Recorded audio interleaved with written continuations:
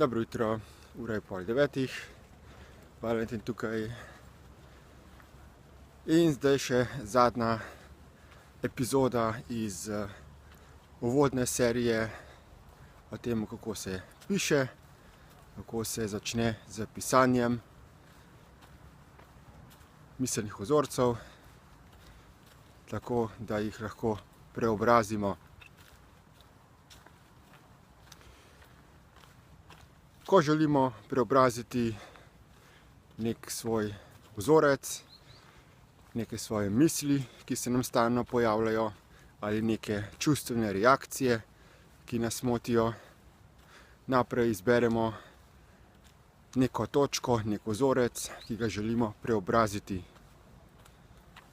Priporočam, da za začetek izberemo nek vzorec, nek dogodek v dnevu, v svoji bližnji preteklosti, kjer smo recimo burno, čustveno reagirali. Recimo, da smo se danes dopoldne razjezili in želimo preobraziti ta vzorec, pa se potem zvečer spravimo k pisanju,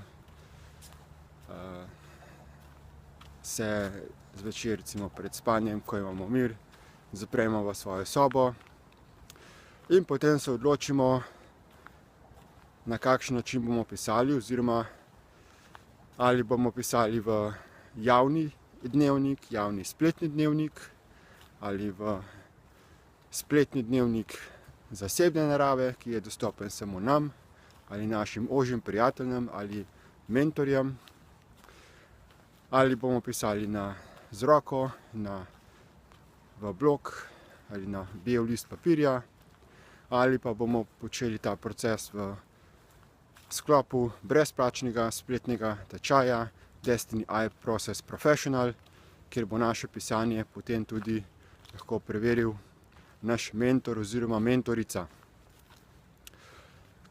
In potem začnemo za prvo fazo, torej ranting and raving.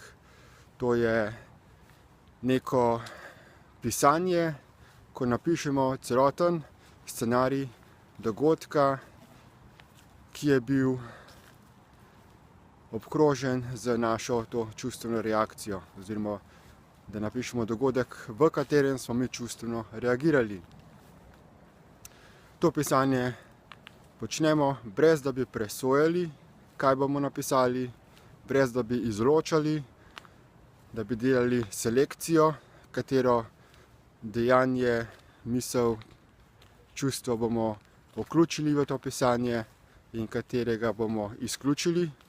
Ampak je potrebno, da smo glede tega pisanja čim bolj natančni in čim bolj iskreni do sebe.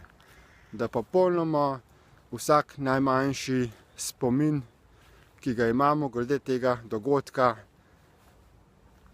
ubesedimo, da ga zmaterializiramo in ga prelijemo na fizični ali elektronski papir. Na primer, recimo, da sem jaz danes čustveno reagiral, ko smo šli z prijatelji v nek lokal. In opišem dogodek recimo na ta način. Pomembno je, da vključim elemente, kot so kraj dogodka, čas dogodka, kdo je bil z mano, kaj se je dogajalo. Torej, da opišemo fizične elemente, okolice, da opišemo vsa živa bitja, ki so bila prisotna tam, in kaj je nekdo rekel, kaj smo mi rekli, kaj so drugi rekli, kako so drugi reagirali, glede na njihovo neverbalno komunikacijo ali ton glasu. Potem pa seveda za nas, ker lahko mi za sebe čutimo tudi naše čustva in vidimo, kakšne smo imeli misli, za sebe pa seveda tudi te stvari opišemo, kakšne energetske premike smo čutili v naši notranjosti in kakšne misli so se nam pojavile. Za druge tega seveda ne moremo napisati, ker nimamo pogleda v njihove čustvene reakcije, razen seveda skozi to, kar lahko interpretiramo skozi njihovo neverbalno komunikacijo, in pa seveda ne moremo vedeti, kaj so si drugi mislili. Naprimer, glede tega dogodka, da sem čustveno reagiral, ko smo šli v lokal, lahko napišem: včeraj sem šel za prijatelji v lokal, vstopili smo skozi vrata, poiskali smo primerno lokacijo, kjer se bomo usedli, potem smo se usedli za mizo, naročili smo pijačo. Jaz sem naročil natakarju, da naj mi prinese kozarec soka. Ostali so tudi naročili svoje pijače. In potem smo se pogovarjali in tako naprej, opišemo vse dogodke.